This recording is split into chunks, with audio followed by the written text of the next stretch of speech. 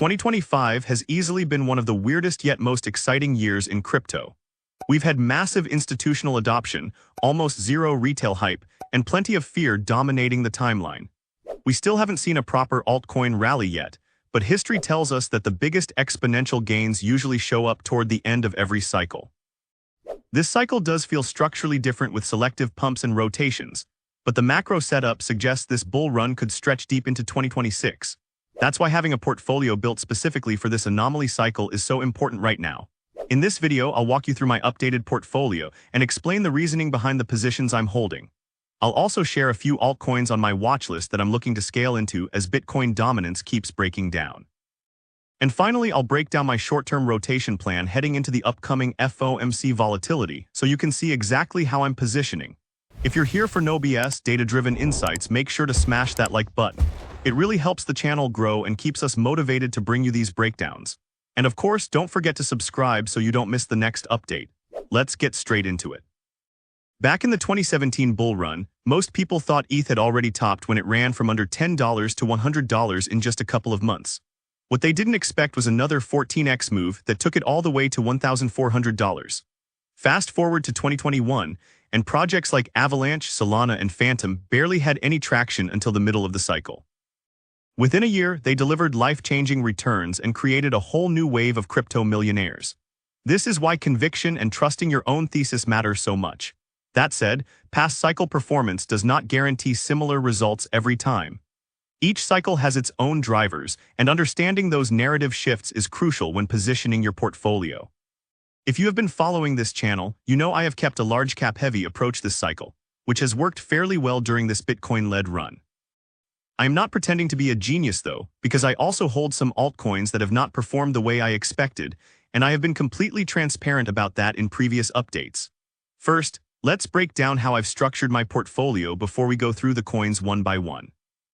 I like to keep things balanced between large caps, mid caps, and a handful of small caps. This structure keeps me from being overexposed to a single narrative while avoiding the trap of holding 30 random coins like most retail ends up doing. Right now, about 48% of my portfolio sits in large-cap altcoins. This is my main ammo that I'll rotate into other plays when the timing is right. Around 25% is in mid-cap altcoins, 18% is parked in stablecoins, and the remaining slice is in carefully chosen low-cap altcoins that I think can deliver serious multiples later in the cycle. Alright, let's get into the coins. My largest position is still Bitcoin, and honestly, it's been one of the best decisions I've made this cycle. It makes up about 22% of my portfolio. I use it as my main reserve. A safe place to park profits during rallies and a pool of liquidity I can rotate back into altcoins during market dips. Think of it as my dry powder. Bitcoin keeps me defensively positioned while giving me the flexibility to strike when good opportunities come up. In a Bitcoin-dominated cycle like this one, that defensive anchor has been critical. My second largest position is Solana, which currently stands at 14% after the recent run-up. This has been the backbone of my altcoin exposure. I started loading up heavily near the $50 range, and that stack has grown naturally with performance. Fundamentally, Solana continues to be one of the strongest narratives in the space. It's powering some of the fastest, cheapest apps in crypto right now, and the meme coin ecosystem has really found a home there. But I'm not just holding Solana because of the ecosystem, I'm betting on narrative crossover.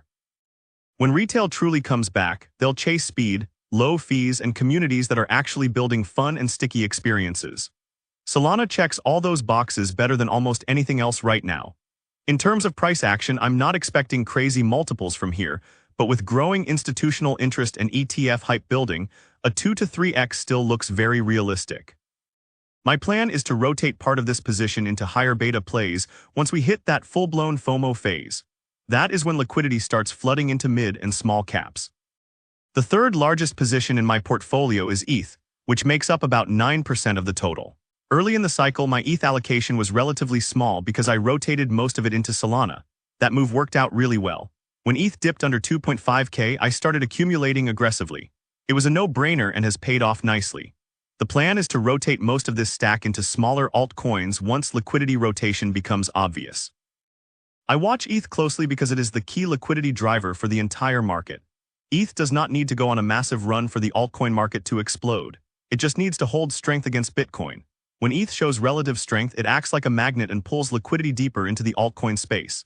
It is the ideal place to park capital while waiting for the next rotation. The next position I added recently is SUI, which currently makes up around 5% of my portfolio. I see SUI as a serious blue-chip contender among the new generation of layer ones. I was lucky enough to get a decent airdrop when it launched. I sold most of it but was happy to take the free money. This is one of those rare airdrops I would have been fine holding long-term. What excites me about SUI is its object-centric data model and parallel transaction processing. This design lets it handle tens of thousands of transactions per second with near-instant finality and extremely low fees. If we get a dip, I will be looking to add more. SUI's speed and smooth user experience are attracting real adoption, not just short-term hype. There is also a strong chance that capital rotation from Solana profits could flow into SUI and put it in the spotlight as the next breakout layer one. For me, SUI is a strategic growth play with significant upside potential if its momentum continues. These four large caps currently make up 48% of my portfolio. On paper, that looks like an overallocation, but if you look at how altcoin performance has played out this cycle, it has actually been the right call so far. The plan is to gradually rotate some of that capital into smaller caps when the time for rotation is clear. With Bitcoin dominance now showing weakness on higher timeframes, that moment feels close. I share all of my trades and rotation moves on X and in our free community Discord, so make sure you're following there to catch these plays and other time-sensitive updates. Links are in the description. Now let's move on to the mid-caps and small caps. Near Protocol makes up around 5% of the portfolio. This cycle has been mostly dominated by Bitcoin, and only recently have we started to see blue chips like ETH and Solana pick up momentum. Eventually, altcoins like Near will catch up and have their moment. Near is one of those projects that quietly keeps shipping while the rest of the market is distracted. I see it not just as a bet on another layer one, but as a bet on infrastructure that developers genuinely want to build on. With its unique scaling approach and focus on creating user-friendly experiences, I think Near will gain serious attention once the narrative shifts toward the intersection of AI, automation, and blockchain. With a market cap of about $3.5 billion, a conservative 5x from here is still realistic if we get a strong Altseason. Next up, I have 12% allocated to meme coins. When it comes to the wild side of this cycle, memes deserve close attention. They are down quite a bit right now, but history shows that memes tend to rally hard whenever broader altcoins gain momentum and traders start taking profits. When people book wins, their confidence grows and that risk appetite often flows straight into memes. That triggers explosive moves.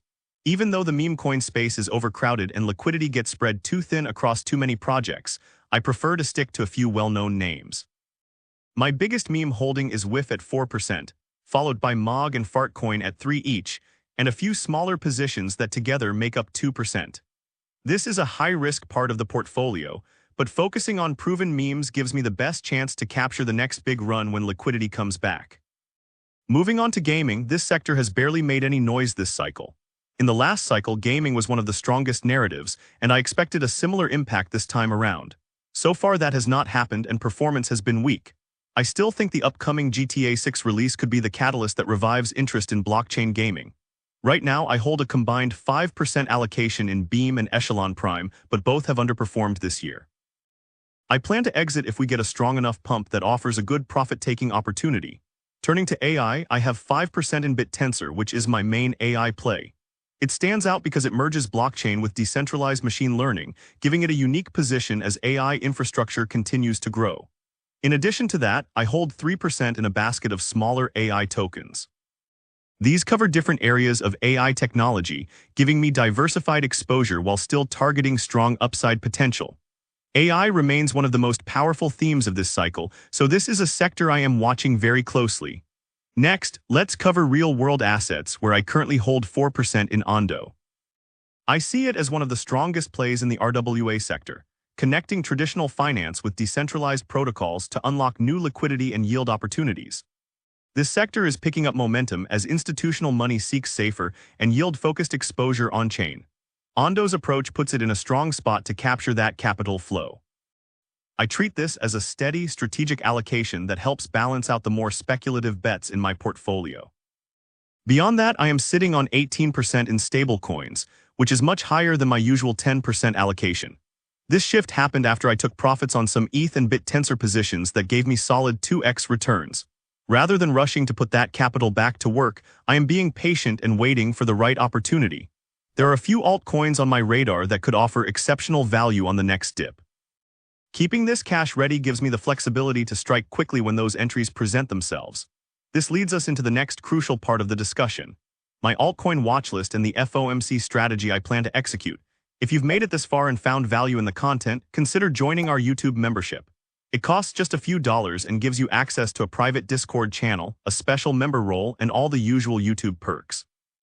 More importantly, it supports the channel and helps us keep delivering detailed, high-quality updates. You'll find the link in the description. Alright, looking at the FOMC setup, there's a clear pattern around recent Fed meetings. Markets usually dump a few days before the event, and with tomorrow's meeting so close, most of that selling pressure is probably behind us. A 25 BPS cut is almost fully priced in, so that part shouldn't move markets much. From here, I see two likely scenarios.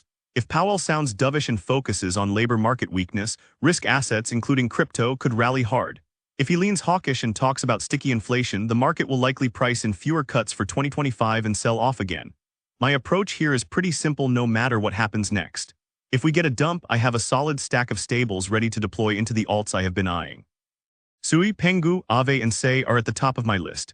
If Powell's comments trigger a rally, I'll still rotate into these same plays while locking in some profits from Solana and ETH. The main chart I am watching is Bitcoin dominance. It has been breaking down on higher timeframes, and that is a clear sign that money is already flowing into altcoins. With that momentum building, positioning into select mid and low caps right now is how I plan to catch the most upside. That is my current game plan. If you follow me on socials, you will see me post live updates when I make these rotations.